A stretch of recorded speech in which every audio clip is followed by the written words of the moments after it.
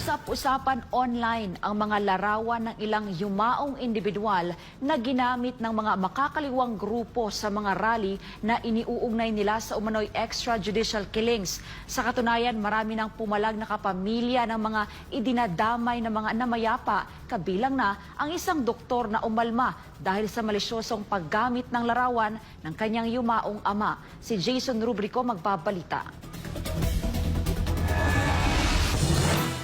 Mariing kinundena ni Dr. Lux Andutan ang aniyay pambabastos na tinanggap ng yumao niyang ama na si Dr. Winston Andutan na idinadawit bilang isa umanong biktima ng war on drugs. Binigyang diin niya na inaalay ng kanyang ama ang buhay nito sa paglilingkod sa mga pasyente at labis na pinangalagaan ang kanyang reputasyon. Kaya naman malinaw aniyang pambabastos ang paggamit sa yumaong doktor sa ganitong paraan, lalo't walang kinalaman ang pagkamatay nito sa EJK. Binigyang diin ni Dr. Andutan na walang kinalaman ang pagkamatay ni Dr. Winston sa iligal na droga, EJK at kay dating Pangulong Rodrigo Duterte. Aniya, hindi tamang gamitin ang imahe ng kanyang ama para sa mga personal na agenda. Uminit din online ang isang viral post kung saan makikitang hawak ng isang babae na kinilalang si Aling Sheila ang larawan ng isang yumaong individual na inuugnay din sa war on drugs. Pero maraming netizens ang nakapansin at pumalag sa larawan ng yumao online. Napag-alamang namatay ang individual nito lamang 2024 na nasa ilalim na ng Marcos Jr. administration. Taliwas sa pinalalabas ni Aling Sheila na biktima ito ng war on drugs noong panahon ni dating Pangulong Duterte. Nagsalita na rin ang isang funeral parlor na nagbigay ng serbisyo sa pamilya ng yumao matapos mag-viral ang kanilang post noong Hulyo 2024. Iginiit ng Hara Funeral Services na tama ang petsang nakasaad sa kanilang post na pumanaw si Ryan Barbacena noong June 2024 at naipost nila ito sa kanilang page noong July 2024. Mariin nilang pinabulaanan ang paratang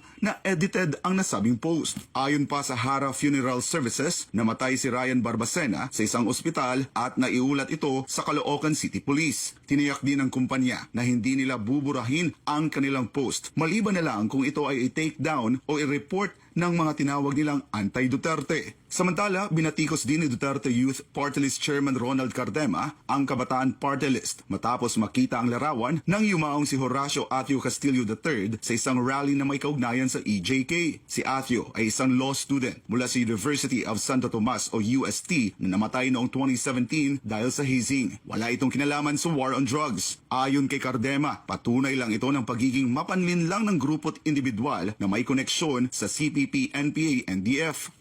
Huwag kayong magpapaniwala dyan. Pag naniwala kayo dyan, sobrang bobo nyo na. Kaya yung magsasalita sila dyan na against sila sa violence, against sila sa pagpatay, napakalaking katarantaduhan yan dahil sila mismo ang teroristang NPA, kaalyado ng teroristang NPA. Kaya huwag po kayong magpapaniwala dyan.